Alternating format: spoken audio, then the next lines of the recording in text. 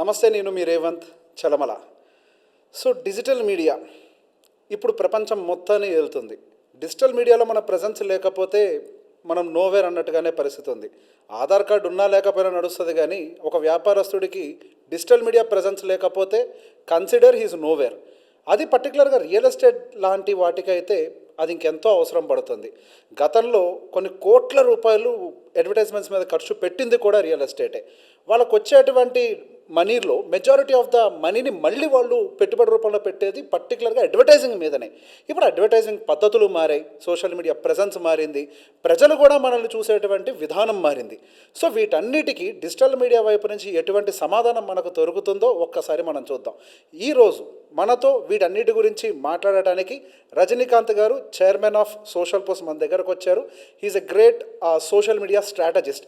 ఆయన దగ్గర నుంచి నిజంగా ఈ real estate related digital media ఏ విధంగా మన వ్యాపారాన్ని ఇంపాక్ట్ చేస్తుందో తెలుసుకుందాం. Hello sir.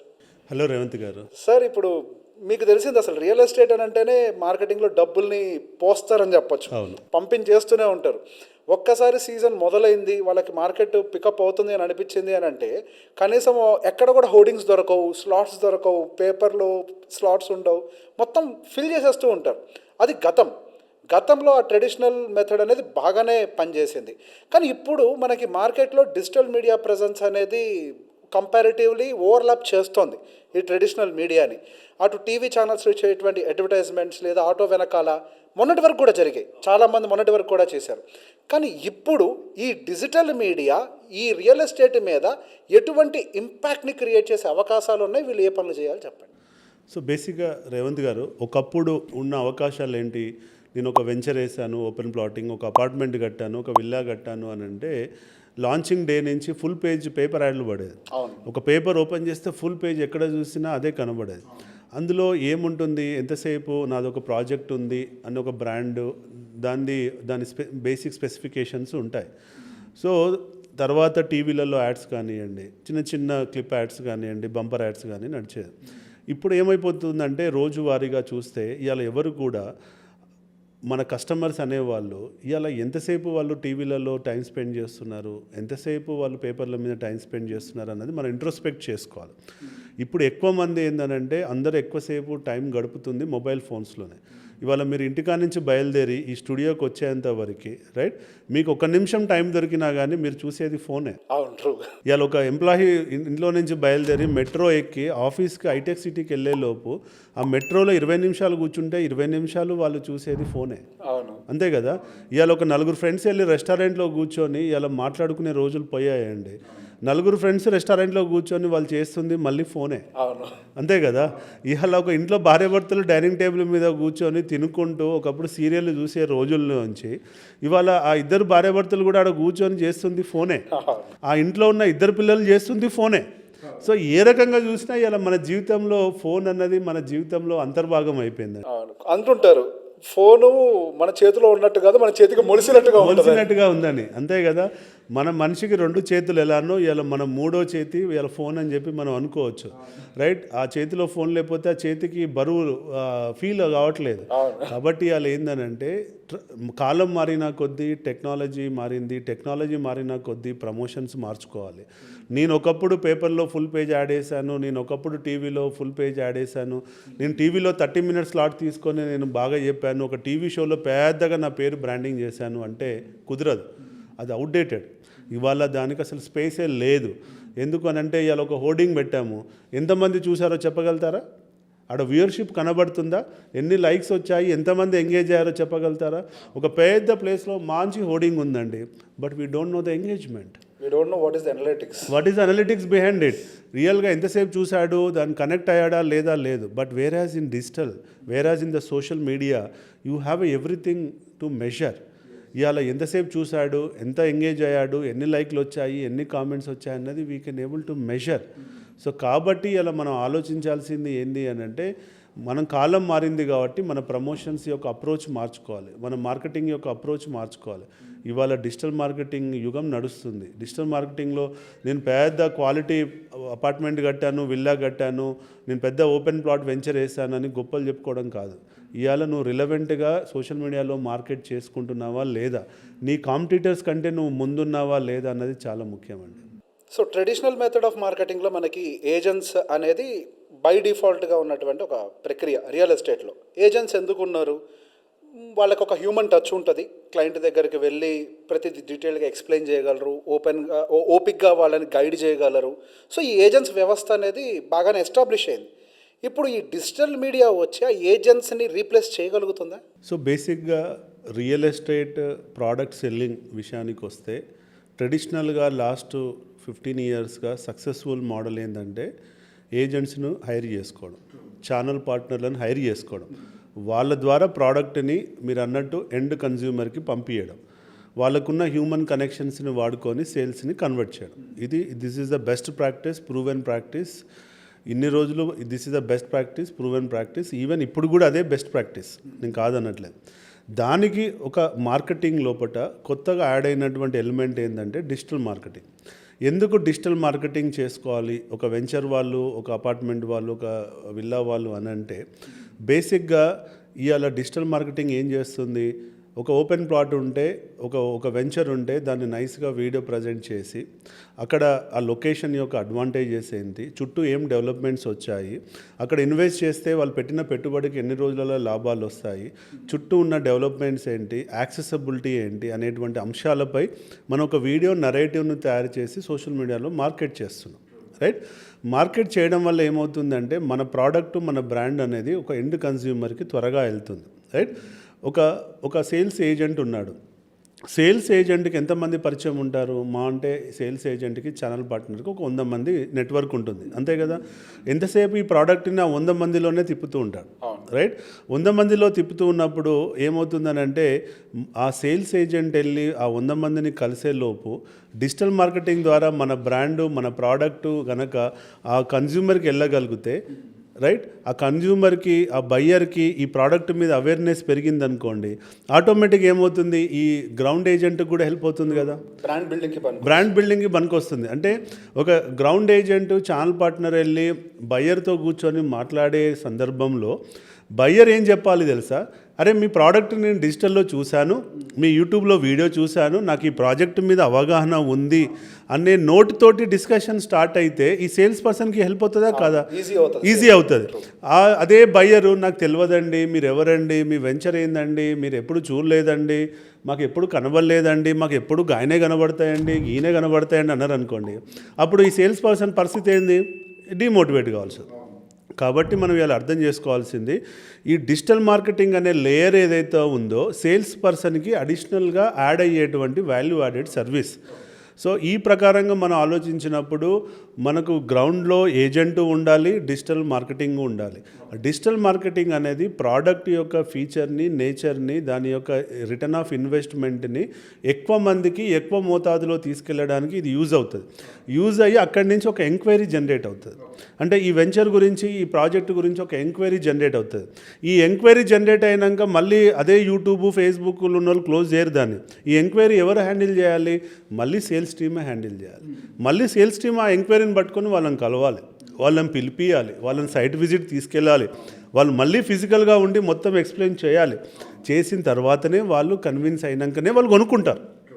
అంటే ఇవాళ మన agents network, channel partner network ఎంత ముఖ్యమో డిజిటల్ నెట్వర్క్ కూడా అంతే ముఖ్యమన్నది మనం గ్రహించాలి. ఇప్పుడు బిల్డర్స్కి branding it is a different concept. Builder అవ్వచ్చు, ఒక వెంచర్ డెవలపర్ అయి ఉండొచ్చు. ఇప్పుడు వాళ్ళు అమ్మినా, ఒక ఏజెంట్ అమ్మినా కానీ here and there same product. ఇక్కడ బిల్డర్ కానీ ఒక వీళ్ళు డెవలప్ చేసింది వీళ్ళు అమ్ముతూ ఉంటారు. సో ఈ డిజిటల్ మార్కెటింగ్ అనేది కేవలం బిల్డర్కే పరిమితమా, లేకపోతే ఏజెంట్స్కి కూడా అవసరం ఉంటుందా? ఇట్స్ ఎ గుడ్ క్వశ్చన్ అండి. ఇవాళ 2 రకాల మార్కెటింగ్ జరుగుతున్నాయి. ఒకటి ఏంటంటే ప్రాజెక్ట్ ఎవరైతే స్టార్ట్ చేశారో, అది ఓపెన్ ప్లాట్ కానివ్వండి, అపార్ట్మెంట్స్ కానివ్వండి, రెసిడెన్షియల్ కానివ్వండి, కమర్షియల్ కానివ్వండి, వాళ్ళు డబ్బులు పెట్టి డిజిటల్ ప్రమోషన్ చేసి ఆ వచ్చిన లీడ్స్ని వాళ్ళ ఏజెంట్స్కి ఇచ్చి మార్కెటింగ్ చేసుకోమని చెప్తున్నారు. రైట్? ఎందుకంటే వాళ్ళకు ఒక ఆల్రెడీ ఇన్సెంటివ్ మోడల్ ఉంటుంది ఏజెంట్స్ కాబట్టి, వాళ్ళ కడుపు కొట్టొద్దనే ఉద్దేశంతో వీళ్ళు బ్రాండ్ అవేర్నెస్ వీళ్ళు క్రియేట్ చేస్తారు. ఏదన్నా ఒక 10, 20, 50 లీడ్స్ డిజిటల్ ద్వారా వస్తే, రైట్, వీళ్ళకి ఇచ్చేసి మీరే వాటిని మార్కెట్ చేసుకోండి అని చెప్పి చేస్తున్నారు. అదొక మోడల్. అప్పుడు పెట్టుబడి పెట్టాల్సింది ప్రాజెక్ట్ ఓనర్ పెట్టుబడి పెడుతున్నాడు, రైట్? వాళ్ళు ఎట్లయితే మార్కెటింగ్కి కొంత బడ్జెట్ పెట్టుకుంటారు కాబట్టి అవుట్డోర్ మార్కెటింగ్ పెట్టుకున్నట్టు, ప్రింట్ ఎలక్ట్రానిక్ పెట్టుకున్నట్టు కొంత బడ్జెట్ డిజిటల్లో కూడా పెట్టి డిజిటల్ ద్వారా మార్కెట్ చేస్తున్నారు. అది ఒకటో ఆప్షన్. రెండో ఆప్షన్, కొంతమంది ఓనర్లలో, అంటే మేము ఆల్మోస్ట్ ఒక 30 మంది రియల్ ఎస్టేట్ బిల్డర్లకి మేము ఇప్పుడు మార్కెటింగ్ చేస్తున్నామండి. కొంతమంది బిల్డర్లు ఏం చేస్తారు అంటే, ప్రాజెక్టు మాది, మార్కెటింగ్ మేము వీళ్ళకి ఛానల్ పార్ట్నర్కి ఇచ్చేసాము, ఈ ఏజెంట్స్కి ఇచ్చేసాము, వాళ్ళే ఇన్వెస్ట్ చేసుకుంటారు, ఇంకా మాకు సంబంధం లేదని చెప్తున్నారు. ఓకే. ఆ సందర్భంలో మాకు ఆ మార్కెటింగ్ ఏజెంట్స్ కూడా మా దగ్గరికి వచ్చి, సార్ మాకు ఇంత మార్కెటింగ్ బడ్జెట్ ఉంది, ఓనర్ నేను కాదు, నేను ఒక ఛానల్ పార్ట్నర్ని, నాకు ఇంత మార్కెటింగ్ బడ్జెట్ ఉంది, ఈ మార్కెటింగ్ బడ్జెట్లో మీరు ఏం ప్రమోట్ చేసి ఇస్తారు అని చెప్పి వీళ్ళు కూడా మాతో మార్కెటింగ్ చేసుకున్న సందర్భాలను మేము చూస్తున్నాం. సో 2 మోడల్స్ వైబుల్ అండి.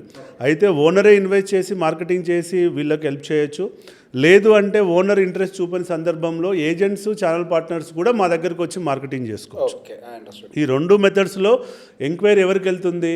గ్రౌండ్ మార్కెటింగ్ వాళ్ళకే వెళ్తుంది, గ్రౌండ్లో ఉన్న ఏజెంట్స్కే వెళ్తుంది. సో 2 రకాలుగా వాళ్ళకు యాడెడ్ అడ్వాంటేజ్ అండి అది.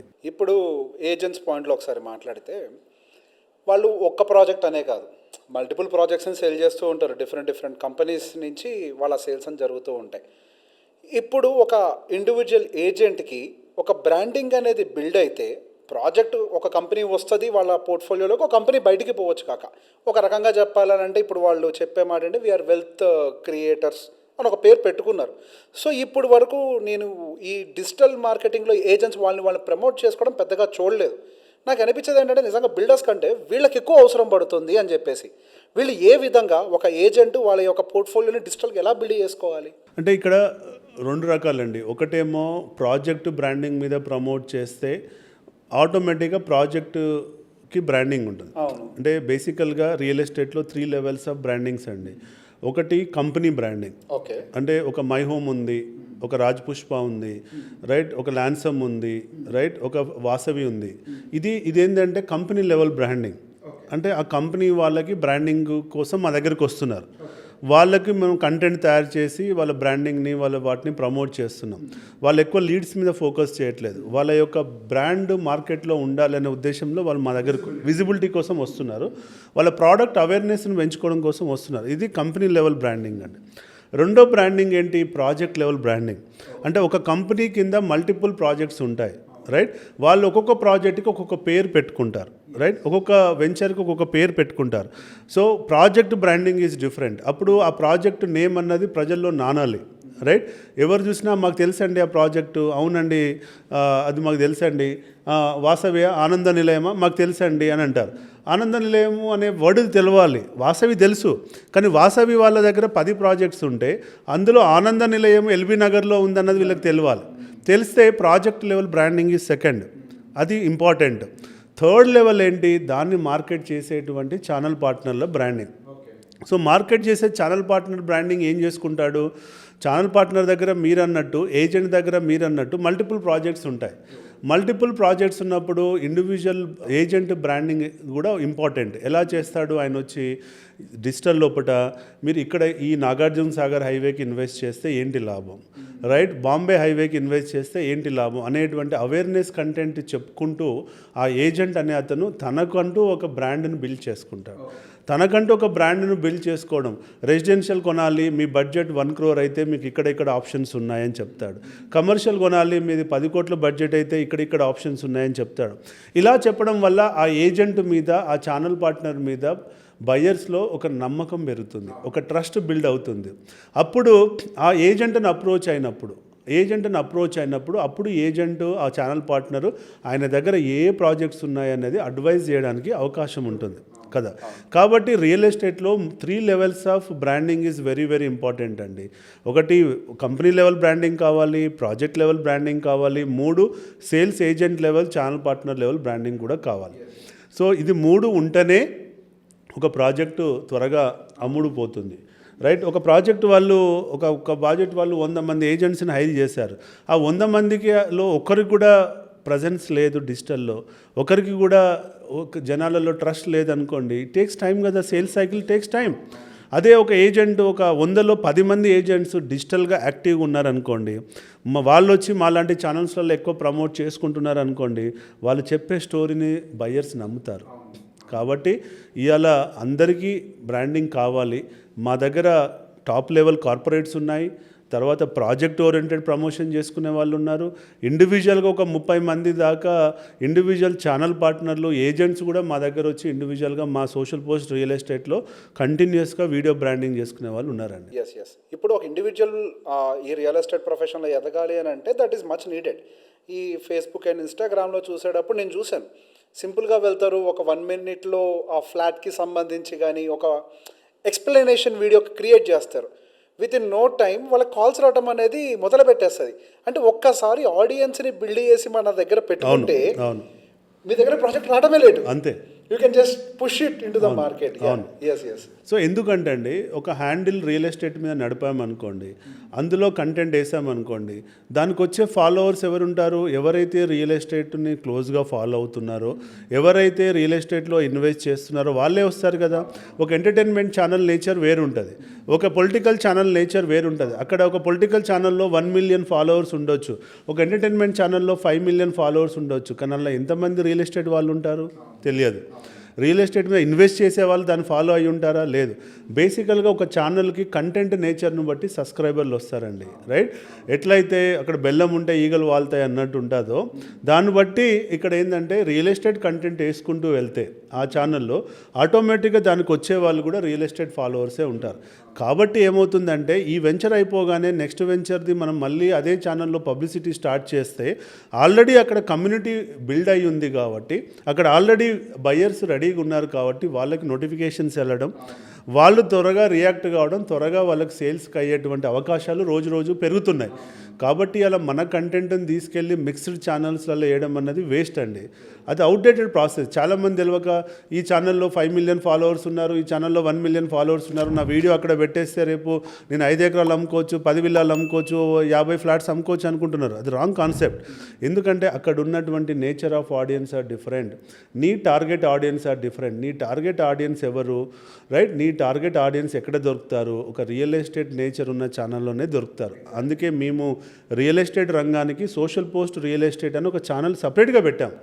మా దగ్గర మిక్స్డ్ ఛానల్స్ ఉన్నాయి. సోషల్ పోస్ట్ టీవీకి మాకు 1.5 million ఫాలోవర్స్ ఉన్నారు, కానీ అందులో మేము రియల్ ఎస్టేట్ వేయం.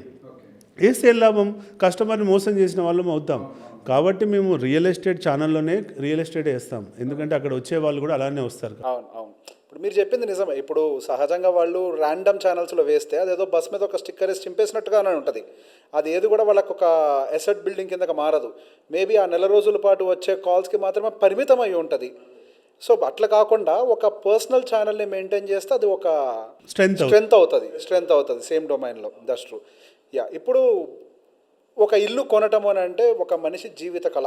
అవును. జీవితకాలం సంపాదించిన ప్రతి ఒక్క రూపాయిని తీసుకొని వచ్చి అక్కడ పెట్టుబడి పెడతాడు. అట్లా పెట్టుబడి పెట్టాలి అంటే నమ్మకం అనేది ఎంతో కుదరాలి. ఆ బిల్డర్ మీద కానీ ఏజెంట్ మీద కానీ కుదరాలి. నిజంగా ఈ డిజిటల్ మీడియా అనేది వాళ్ళ మీద ట్రస్ట్ని బిల్డ్ చేయడానికి సహకరిస్తుందా? That's a very valid question అండి. ఇక్కడ ఏంటంటే డిజిటల్ మీడియాలో నేను వీడియో చూపెట్టాను, ట్రస్ట్ బిల్డ్ అవుతుందా, ఇమ్మీడియట్గా నాకు సేల్ అవుతుందా అంటే దీనికి ఆన్సర్ ఎస్ అని చెప్పలేం. ఎందుకు అనంటే ఇట్స్ ఎ డిజిటల్ మీడియా అనేది జర్నీ అండి. బేసికల్గా ఒక బిల్డర్ వచ్చాడు, ఒక వెంచర్ చేశాడు, ఆ వెంచర్ రిలేటెడ్ వీడియోస్ అన్ని మనం అందులో వేసాము, రైట్? ఆన్ టైం డెలివర్ అయింది. నెక్స్ట్ వెంచర్ వచ్చాడు, దాని వీడియోలు స్టార్ట్ అయ్యాయి. అప్పుడు ఏమవుతుందంటే ఆడియన్స్ కూడా వెళ్ళి వాళ్ళ యొక్క యూట్యూబ్ ఛానల్, ఫేస్బుక్, ఇన్స్టాలో వీళ్ళు ఎన్ని రోజుల నుంచి ఉన్నారు, వీళ్ళు ఎన్ని ప్రాజెక్ట్స్ చేశారు అన్న హిస్టరీ చూసుకుంటాడు. ఆ హిస్టరీ చూసుకున్న తర్వాత అరే ఈ ఎక్స్ ప్రాజెక్టు ఈ 2 yearsలో చెప్పారు, డెలివరీ చేశారు. ఎందుకంటే అక్కడ పబ్లిక్ డొమైన్లో కనబడుతుంది వీడియోల రూపంలో, అక్కడ టెస్టిమోనియల్ రూపంలో కనబడుతున్నాయి. Every client is damn happy. కాబట్టి ఈ రెండో వెంచర్ కూడా అలానే చేస్తాడు అనేటువంటి నమ్మకం క్రియేట్ అవుతుంది. ఒకప్పుడు ఏముండేది, బ్రోచర్లు పెట్టుకొని మేము 20 సంవత్సరాల ఎక్స్పీరియన్స్, 30 సంవత్సరాల ఎక్స్పీరియన్స్, మా ఇవన్నీ ప్రాజెక్ట్స్ అని చెప్పేవాళ్ళు. అక్కడ ఎక్కడ కూడా విజువల్గా కనబడేది లేదు. వాళ్ళు ఏదో పెట్టారు, బిల్డింగ్ ఫోటో చూసాము, వాళ్ళు టెక్స్ట్ రాశారు, చూసామనే కాడికే ఉండేది. అక్కడ నమ్మకం అనేది ఓన్లీ కంపెనీ బ్రాండింగ్ మీదనే, ఆ కంపెనీ నడిపే వ్యక్తి మీదనే నడిచేది, రైట్? ఇప్పుడు ఏమవుతుందని అంటే నువ్వు డిజిటల్లో ప్రజెంటేషన్ ఉండి, నీ ప్రతి ప్రాజెక్ట్ అప్డేట్ అక్కడ ఉండి, ఈ మధ్యలో కొంతమంది బిల్డర్లు ఎవ్రీ మంత్ ప్రోగ్రెస్ రిపోర్ట్ కూడా యూట్యూబ్ వీడియో చేసి పంపిస్తున్నారండి. అంటే ఒక 2 years నడిస్తే 24 months రిపోర్టు 24 వీడియోస్ ఆ యూట్యూబ్లో ఉంటున్నాయి. ట్రాన్స్పరెన్సీ అంటే మేము చెప్పాము చేస్తున్నాము, మాట కాదు చేతల్లో చూపెడుతున్నారు. ఇగో జనవరి అయిపోగానే మా ప్రోగ్రెస్ ఇది, ఫిబ్రవరి అయిపోగానే మా ప్రోగ్రెస్ ఇది, ఈ 2 నెలల్లో ఈ టవర్ ఇంత లేసింది, ఇన్ని ఫ్లాట్స్ కట్టాము, ఈ బేస్మెంట్ అయ్యింది, రూఫ్ ఇట్లా వాళ్ళు they are telling story telling in terms of progress report. Already అప్పటికే ఓ 20 మంది 30 మంది కొనుక్కున్న వాళ్ళకి లింక్ని వాళ్ళ సేల్స్ టీం వాళ్ళ సిఆర్ఎం టీం దాన్ని వాళ్ళకి పంపిస్తుంది. అంటే ఒకప్పుడు బయ్యర్ అనేవాడు వెళ్ళి కొనుక్కున్న తర్వాత బిల్డర్ ఎక్కడున్నాడో వెతుక్కోవాల్సి వచ్చేది, బిల్డరు ఎప్పుడు అప్డేట్ ఇస్తాడో వెతుకునాల్సి వచ్చింది. సైట్ ఆఫీస్కి పోతే అక్కడ సెక్యూరిటీ లోపలికి అలో చేసేవాళ్ళు కాదు. ఇవాళ సర్వీస్ ఎట్ డోర్ డెలివరీ అన్నట్టు ఇవాళ మంత్లీ రిపోర్టు చాలామంది ప్రొఫెషనల్ బిల్డర్స్ వాళ్ళే బయ్యర్కి పంపిస్తున్నారు. వాళ్ళే బయ్యర్కి పంపించి ఇగో చూడండి బిడ్డ ఇది డెవలప్ అయింది, ఇంత కష్టపడుతున్నాం, మీ ప్రాజెక్ట్ ఆన్ టైం అవుతుంది, మీ ఇన్వెస్ట్మెంట్ సెక్యూర్డ్ అనేటువంటి నమ్మకాన్ని క్రియేట్ చేస్తుంది. ఈ డిజిటల్ జర్నీలో అది ఉండడం వల్ల ఇదంతా వీడియో రూపంలో, టెస్టిమోనియల్ రూపంలో, ప్రజెంటేషన్ రూపంలో ఇవాళ వీడియో లైబ్రరీ ఉండడం వల్ల నెక్స్ట్ వచ్చేటువంటి బయ్యర్కి, నెక్స్ట్ వెంచర్లో కొనే బయ్యర్కి నమ్మకం వస్తుందా రాదా? డెఫినెట్గా వస్తుంది.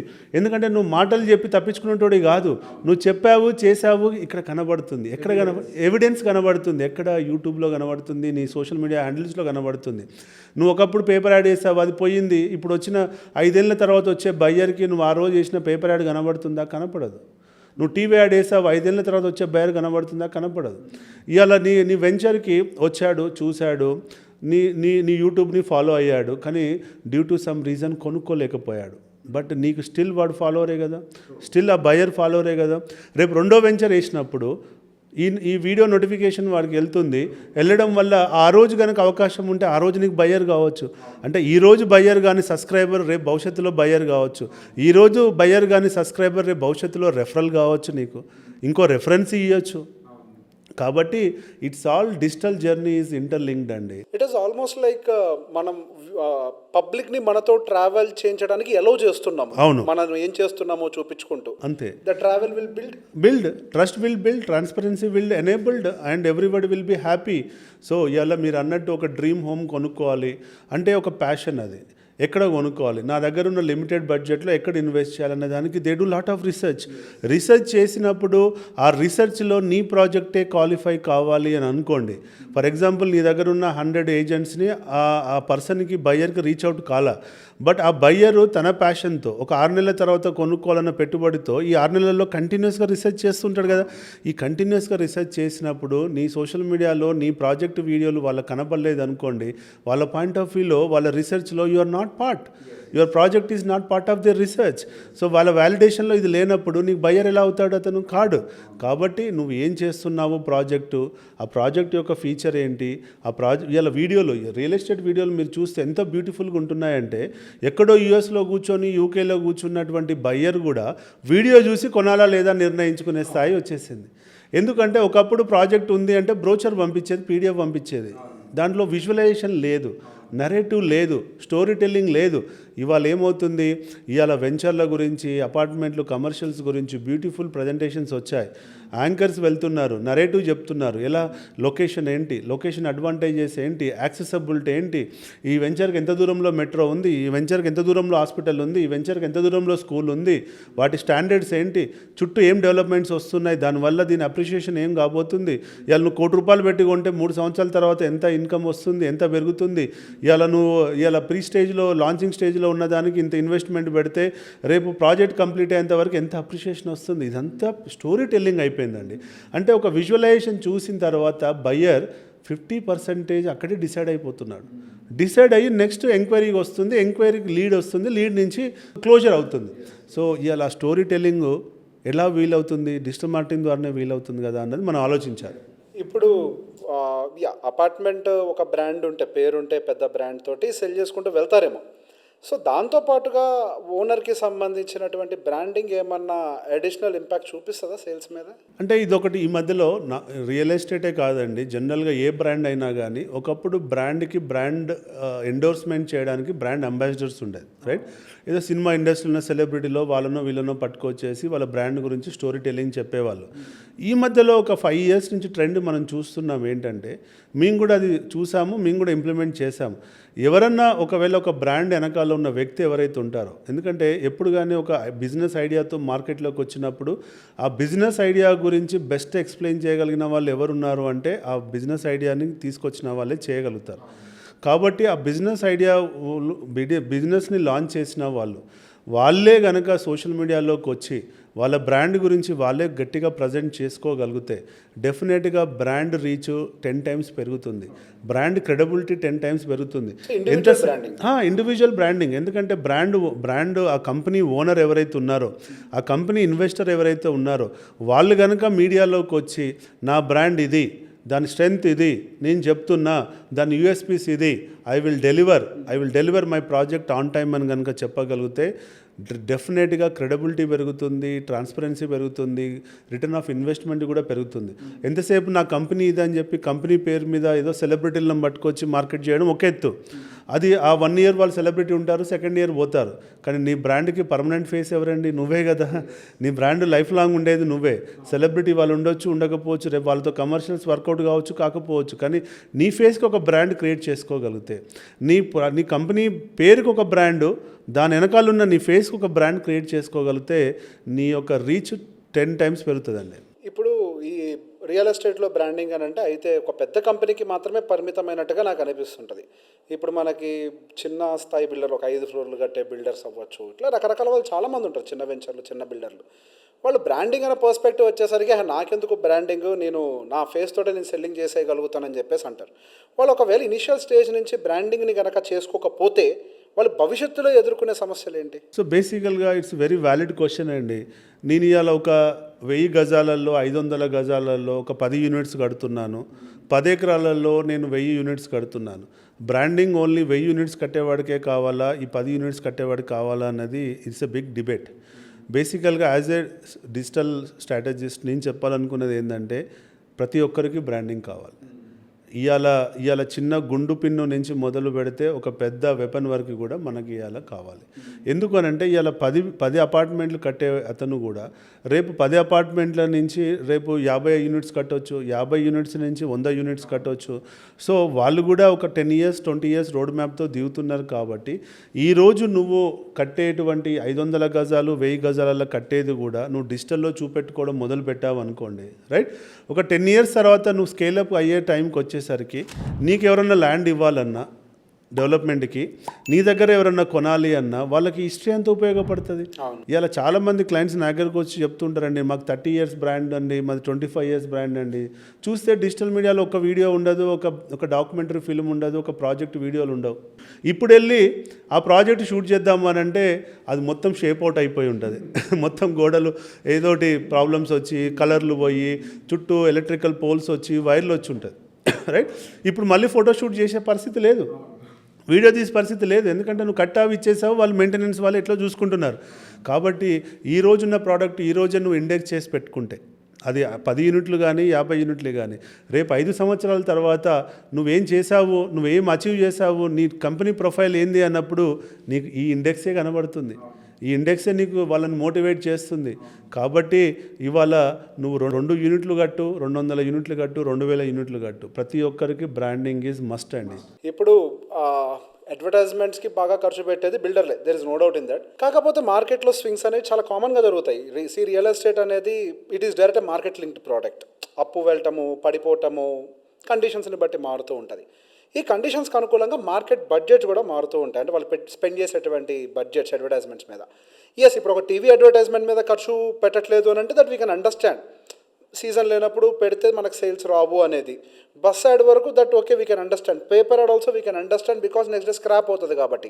But surprisingly digital media marketing కూడా ఆపేసిన వాళ్ళని చూస్తున్నాను నేను. ఓకే. సో ఇట్లా వాళ్ళకి మార్కెట్ లేని టైంలో ప్రతి చోట వాళ్ళు కంప్లీట్గా డిసపియర్ అయిపోతే మార్కెట్ మళ్ళీ రివైవ్ అయ్యే టైంకి వీళ్ళ మీద ఎటువంటి ఇంపాక్ట్ ఉంటుంది? సో ఇది ఇది చాలా ప్రమాదం అండి. ఎందుకు అనంటే ఇవాళ నాకు మంచి సేల్స్ ఉన్నాయి, బాగా డబ్బులు వస్తున్నాయి కాబట్టి నేను ఇవాళ డిజిటల్ మార్కెటింగ్లో డబ్బులు పెడతాను, నా బ్రాండ్ని సస్టైన్ చేస్తాను అనేది ఒక యాంగిల్. ఇవాళ నాకు సేల్సే లేదు కదా, ఇవాళ హైదరాబాద్లో డిస్కషన్ ఏం నడుస్తుంది, రియల్ ఎస్టేట్ పడిపోయింది కాబట్టి ఇవాళ నాకు ఎందుకులే, నాకు ఇన్వెస్ట్మెంట్, నాకు ఇవాళ సేల్స్ లేనప్పుడు, నాకు ఇలా ప్రాజెక్ట్సే లేనప్పుడు ఎందుకు బ్రాండింగ్ని ప్రమోట్ చేసుకోవాలి అని చెప్పి చాలామంది మార్కెటింగ్ బడ్జెట్ జీరో చేస్తున్నారు. కానీ ఇక్కడ మనం అర్థం చేసుకోవాల్సింది ఏంటంటే, మార్కెట్లో ఒక కంపెనీ ఉంది, ప్రాజెక్ట్ ఉన్నా లేకున్నా, నీ దగ్గర ఇవాళ బయ్యర్ ఉన్నా లేకున్నా, నువ్వు కంపల్సరీ ప్రజల్లో ఉండాలి, ప్రజల్లో రిలవెంట్గా ఉండాలి, నీ బ్రాండ్ ఎప్పుడు వినబడుతూ ఉండాలి, అస్తిత్వం అంతే. సో నువ్వు కనబడకపోతే నువ్వు అవుట్డేటెడ్ అయిపోతావు, నువ్వు ఎగ్జస్ట్ అయిపోతావు, నువ్వు కంప్లీట్గా కనబడుతూ ఉండాలి. కనపడుతూ ఉంటేనే నీ బ్రాండ్ రీకాల్ వాల్యూ పెరుగుతుంది. బ్రాండ్ రీకాల్ వాల్యూ రోజు రాత్రి రాదు. రోజు చూస్తూ ఉంటే, రోజు వింటూ ఉంటే, రోజు చేస్తుంటే బ్రాండ్ రీకాల్ వాల్యూ వస్తుంది. ఇవాళ ప్రతి బ్రాండ్ ఇవాళ రాగానే 1 మంత్లో వైరల్ కాదు కదా, కొన్ని సంవత్సరాల తపన, కష్టము, దాని యొక్క హార్డ్ వర్క్ ఉంటుంది. అది ఎప్పుడు వస్తుంది అంటే నువ్వు సస్టైన్గా మెయింటైన్ చేస్తే. నేను చాలామంది నా దగ్గరికి వచ్చిన వాళ్ళకి అదే చెప్తాను, అన్న మీరు ఇవాళ ఎక్కువ కోట్లు పెడుతున్నారు, రేపు అసలే పెట్టరు, అది తప్పు. మీరు పెట్టేది ఇప్పుడు కావాలంటే తగ్గించుకోండి, సస్టైనబుల్గా మెయింటైన్ చేయండి. ఇవాళ మొత్తానికి ఇవాళ నీకు బాగా డబ్బులు వస్తున్నాయని చెప్పి అన్న బూస్ట్ అని చెప్పి లక్షల్లో పెడతారు, రేపు మళ్ళీ మార్కెట్ లేని రోజు జీరో చేస్తారు, అది తప్పు.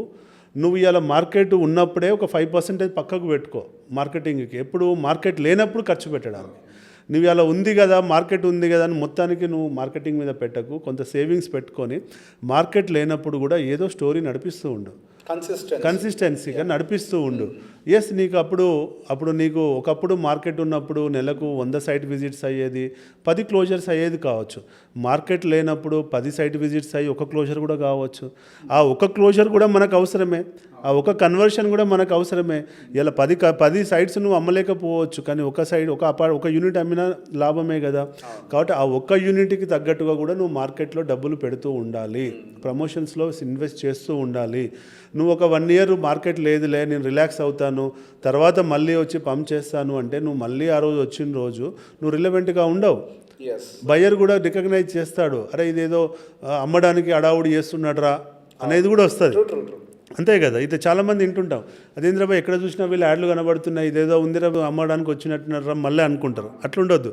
అరే నేను వీళ్ళని మొన్న చూసా, నిన్న చూసా, ఈరోజు చూస్తున్నా, రేపు చూస్తా అనేది ఉండాలి. అది మనం ఎడ్యుకేట్ చేయాలి. అన్ని రియల్ ఎస్టేట్ కంపెనీలలో మనం ఎడ్యుకేట్ చేస్తే పాపం వాళ్ళకి హెల్ప్ అయ్యే ఛాన్సెస్ ఉంటాయండి.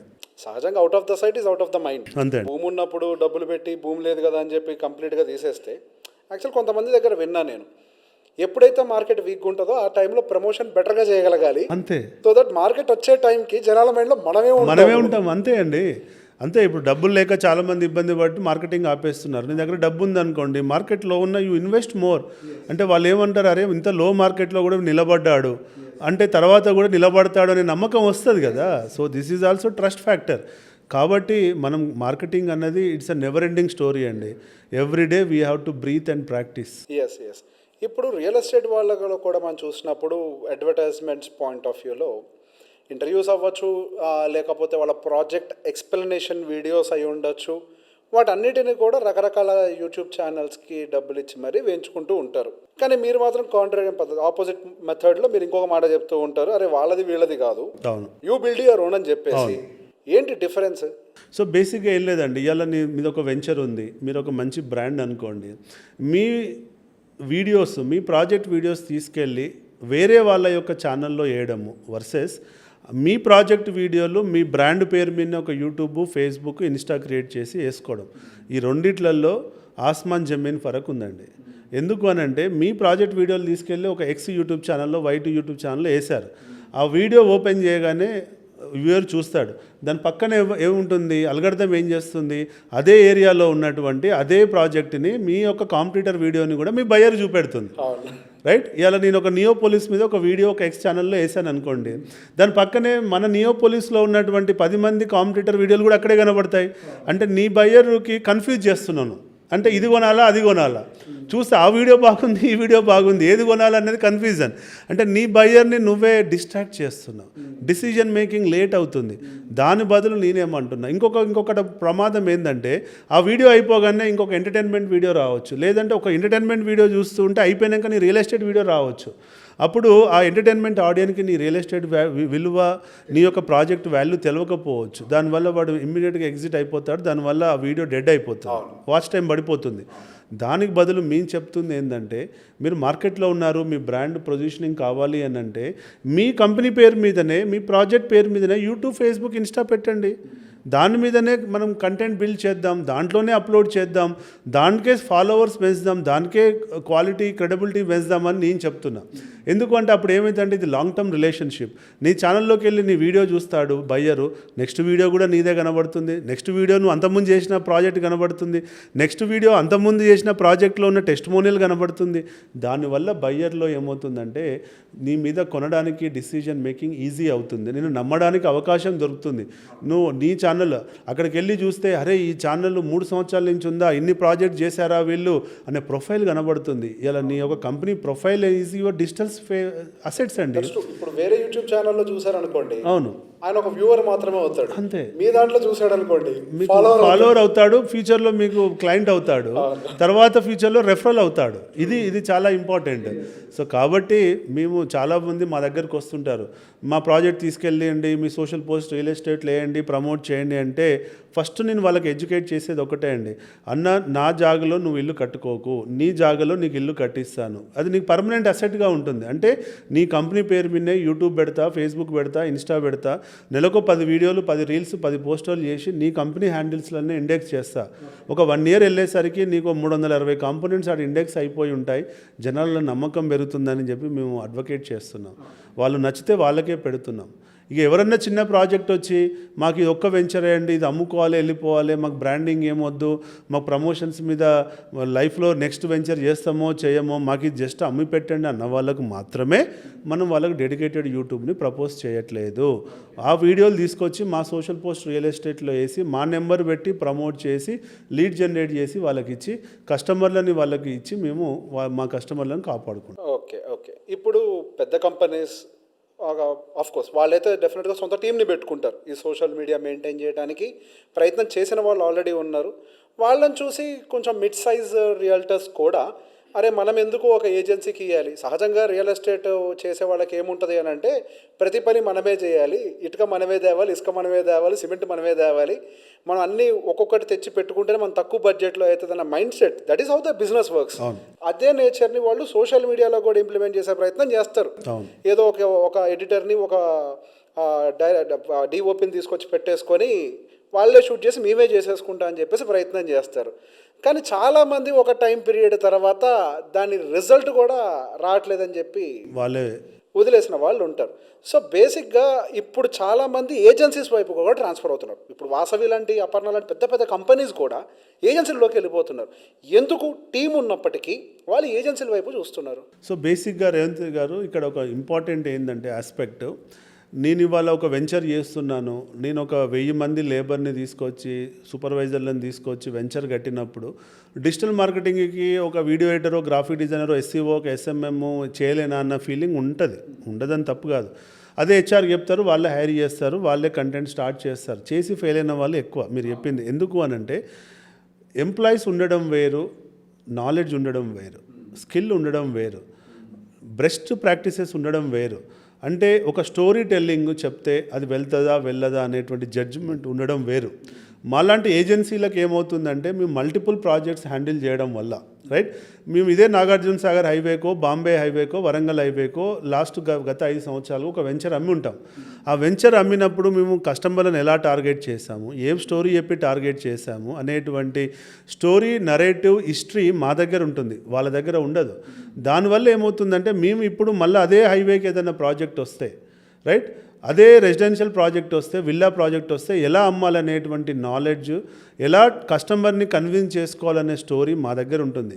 కాబట్టి మేము ఇవాళ బేసికల్గా డిజిటల్ అంటే ఏంటంటే ఎవరైతే స్టోరీని బెస్ట్గా చెప్పగలుగుతారో the best story teller is the successful person in the digital. కాబట్టి ఆ బెస్ట్ స్టోరీ టెల్లింగ్ అన్నది ఏజెన్సీలకు ఈజీ అవుతుంది. ఎందుకంటే వాళ్ళు చేసిన ట్రాక్ రికార్డు వల్ల వాళ్ళకు కొన్ని అనుభవాలు వచ్చి ఉంటాయి. అది ఇన్హౌస్ టీమ్కి రాదు. ఇక్కడ ఏజెన్సీలో ఉండేటువంటి టీం ఏంటంటే రోజు అదే పని చేస్తూ ఉంటుంది. కాబట్టి వాళ్ళకు టార్గెట్స్ ఉంటాయి. అదే ఇన్హౌస్ టీమ్కి టార్గెట్స్ ఉండవు. ఇన్హౌస్ టీం ఏమంటుంది, నేను ప్రమోట్ చేశానండి, వెళ్ళట్లేదు, కస్టమర్లు రావట్లేదు అని చేతులు ఎత్తేస్తారు. కానీ ఇక్కడ ఏమవుతుంది, సూపర్విజన్ ఉంటుంది. ఎందుకంటే మనము కస్టమర్కి బిజినెస్ చేయకపోతే కస్టమర్ ఉండడు, ఏజెన్సీని డిస్కంటిన్యూ చేసేస్తాడు. అక్కడ ఏముంటుంది, ఎంప్లాయీకి ఏముంటుంది, ఇన్హౌస్ ఎంప్లాయీకి నా జాబ్ పోతే ఇంకో జాబ్ వెతుక్కుంటాడు. కానీ ఇక్కడ మాకు అది ఉండదు. మా ఏజెన్సీలకు రోజు ప్రెషర్ ఉంటుంది, రోజు టార్గెట్స్ ఉంటాయి, మంత్లీ టార్గెట్స్ ఉంటాయి. కాబట్టి వీఆర్ ఆన్ ద జాబ్ 24/7. కాబట్టి ఇక్కడ సక్సెస్ రేట్ ఎక్కువ ఉంటుంది ఇన్హౌస్ టీమ్ కంటే అనేది నేను చెప్పాలనుకుంటున్న పాయింట్. ఇప్పుడు చాలా ఏజెన్సీస్ అయితే మార్కెట్లోకి వచ్చేసాయి. డిజిటల్ మార్కెటింగ్ అని అంటే ఏముంది, 4 కంప్యూటర్లు పెట్టేసుకొని ఒక టేబుల్, ఒక రూమ్ ఉంది అని అంటే డిజిటల్ మార్కెటింగ్ ఏజెన్సీ అనే కండిషన్లో చాలా మార్కెట్లోకి వచ్చాయి. సో ఇక్కడ సోషల్ పోస్ట్ నుంచి మీ దగ్గర ఉండేటువంటి యూనిక్నెస్ ఏంటి? When compared to the other agencies మీరు స్పెషల్గా ఏమి యాడ్ ఆన్ ప్రొవైడ్ చేస్తున్నారు? సో బేసికల్గా సోషల్ పోస్ట్ రియల్ ఎస్టేట్కి ఉన్నటువంటి బలం ఏంటంటే అండి, మాది 10 years ఎక్స్పీరియన్స్, రైట్? ఈ 10 yearsలో మేము కొన్ని వందల ప్రాజెక్ట్స్ని ప్రమోట్ చేశాము. చాలా బిల్డర్స్తో మేము అసోసియేట్ అయి ఉన్నాము. వాళ్ళ జర్నీని చూసాము, వాళ్ళ ఇబ్బందులు చూసాము, వాళ్ళ డౌన్ఫాల్ చూసాము, వాళ్ళ గ్రోత్ చూసాము. కాబట్టి ఈ 10 yearsలో మేము నేర్చుకుంది చాలా ఎక్కువ. అదంతా మా దగ్గర స్టాండర్డ్ SOPs రూపంలో డాక్యుమెంట్ అయి ఉన్నాయి. ఇవాళ డిజిటల్ మార్కెటింగ్ ఏజెన్సీ పెట్టి 4-5 కంప్యూటర్లు పెట్టుకోగానే అది వాళ్ళకి ఇదంతా రావాలి అంటే టైం పడుతుంది. మాకు ఒక ప్రాజెక్టు అది 1 crore, 5 crore, 10 crore, ఇది ప్రాజెక్ట్ యొక్క వాల్యూని బట్టి ఎక్కడ ప్రమోట్ చేయాలి అన్నది మాకు ఆల్రెడీ ఫింగర్ టిప్స్ మీద ఉంటాయి. ఇది ఏ ఏరియాలో ప్రమోట్ చేయాలి, ఏ గల్లీలో ప్రమోట్ చేస్తే దీనికి లీడ్ వస్తుంది అనేది మేము చెప్పగలుగుతాం. నిన్న మొన్న వచ్చిన ఒక digital expert, Google add expert, meta expert చెప్పలేడు. టెక్నికల్గా నాలెడ్జ్ ఉండడం వేరు, కానీ లెర్నింగ్ ఉండడం వేరు. ఆ బెస్ట్ ప్రాక్టీసెస్ తెలిసిన వాళ్ళు మా దగ్గర ఉంటారు. మా దగ్గర ఇది ఒక ఫ్యాక్టరీ మోడల్లో రన్ అవుతుంది కాబట్టి మా దగ్గర ఉన్న ఎంప్లాయీస్ మోర్ దెన్ 300 ఎంప్లాయీస్ డిజిటల్లో నాలెడ్జ్ ఉన్న వాళ్ళు ఉన్నారు. కాబట్టి వీళ్ళు రోజు చేసే పని అదే. కాబట్టి మా దగ్గర మల్టిపుల్ ప్రాజెక్ట్స్ ఉండడం వల్ల ఈ ప్రాజెక్ట్ యొక్క రీచ్ ఏంది, మరి ఈ ప్రాజెక్ట్ ఎందుకు ఓట్లేదు అన్నది మా దగ్గర కంపారేటివ్ అనాలిసిస్ ఉంటుంది. అదే ఇన్హౌస్ టీము వాళ్ళు పెట్టుకొని చేస్తే, చిన్న కంపెనీలతో వెళ్తే వాళ్ళ దగ్గర 1-2 ప్రాజెక్ట్స్ ఉంటే 2 ప్రాజెక్ట్స్ ఫెయిల్ అవుతున్నాయి అనుకోండి, 2 ప్రాజెక్ట్స్ ఫెయిల్ అవుతూనే ఉంటాయి. కానీ మా దగ్గర మాకున్న ఎక్స్పీరియన్స్ని బట్టి మాకు ఇంత ల్యాండ్స్కేప్ ఆఫ్ క్లయింట్స్ ఉన్నారు. కాబట్టి మా దగ్గర ఒక 50 రియల్ ఎస్టేట్ క్లయింట్స్ ఉంటే 30 రియల్ ఎస్టేట్ క్లయింట్స్ ఫాస్ట్గా నడుస్తూ ఉంటే ఇంకో 20 వెళ్ళట్లేదు అనుకోండి, ఈ ఎందుకు వెళ్తున్నాయనే దాని నుంచి మాకు లెర్నింగ్స్ ఉంటాయి. దానివల్ల 20ని కూడా మేము గట్టెక్కించగలుగుతాం. We know the failures. లేకపోతే మా క్లయింట్కి చెప్పగలుగుతాం, అన్న ఇక్కడ నువ్వు రేట్ తగ్గించుకోవాలి, ఎందుకంటే ఇక్కడ రేట్ ఇది ఉంది కాబట్టి అమ్మాం, ఇక్కడ నీ రేట్ ఎక్కువ ఉంది కాబట్టి అమ్మలేకపోతున్నావు. అన్న ఇక్కడ లొకేషన్ అడ్వాంటేజ్ ఉంది కాబట్టి అమ్మాం, ఇక్కడ నీ లొకేషన్ అడ్వాంటేజ్ లేదు కాబట్టి అమ్మలేకపోతున్నాం అనేటువంటి చెప్పే ధైర్యం మాకుంటుంది. అది ఇవాళ నిన్న పెట్టి 4 కంప్యూటర్లు పెట్టుకోగానే అది నాలెడ్జ్ రాదు.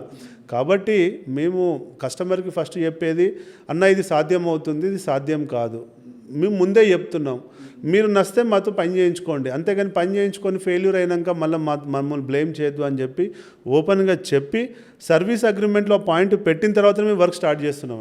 Okay. Thank you so much అండి. చాలా విషయాలు రియల్ ఎస్టేట్ బ్రాండింగ్ గురించి మాట్లాడారు. గోయింగ్ ఫర్దర్ స్ట్రాటజీస్ గురించి కూడా మాట్లాడడానికి ఒకసారి మీ టైం కూడా ప్రొవైడ్ చేస్తే will do more videos on the digital marketing for the real estate. Thanks Revanth గారు. ఈరోజు ఇంత లో మార్కెట్ ఉన్నది అన్న సందర్భంలో మనం ఇలాంటి పాడ్కాస్ట్లు చేసుకోవడం వల్ల అటు బయ్యర్స్లో ఇటు సెల్లర్స్లో ఒక కాన్ఫిడెన్స్ బిల్డ్ అవుతుందని నేను అనుకుంటున్నా. ఎందుకంటే ఇలాంటి పాజిటివ్ నరేటివ్స్ డిస్కస్ చేస్తేనే అవేర్నెస్ పెరుగుతుంది. తద్వారా నష్టాలలో ఉన్న వాళ్ళు కూడా ఇలాంటి పాడ్కాస్ట్లు చూసి మనల్ని అప్రోచ్ అయ్యి లాభం బాటలోకి వస్తే మీరు యాజ్ ఎ హోస్ట్గా మీరు హ్యాపీ ఫీల్ అవుతారు, యాజ్ ఎ గెస్ట్గా మేము ఫీల్ అవుతాం. Thanks for inviting me on your show. Most welcome sir.